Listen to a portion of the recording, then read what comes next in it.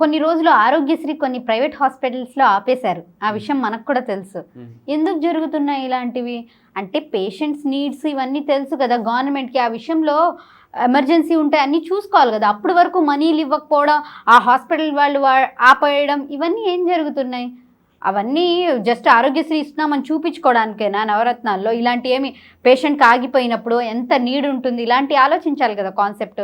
When coming to education, schools ఏదో 10లో 4 స్కూల్స్కి సున్నాలు వేసుకుని కొంతమందికి ఎడ్యుకేషన్ ఇవ్వడం, కొంతమంది పిల్లలు ఇంగ్లీష్లో మాట్లాడడం, అది కాదు కదా. పర్సంటేజ్ రేట్ 10th ఎంతమంది ఉత్తీర్ణ అయ్యారు, ఇంటర్మీడియట్కి ఎంతమంది జాబ్స్ వచ్చాయి, ఇవి కదా మెయిన్ ఎడ్యుకేషన్ అని చెప్తే అవన్నీ ఎక్కడ కనిపిస్తున్నాయి మనకి? అవి కనిపించినప్పుడు డెవలప్ అయినట్టు. అవన్నీ ఈ మధ్య నాకేం కనిపించలేదే. దట్టు కోవిడ్ ఎఫెక్ట్ వల్ల కూడా ఈజీగా పిల్లలు పాస్ అయిపోయారు 10th ఇంటర్లు. వాళ్ళవి కొంచెం ఇబ్బందులు ఉన్నాయి.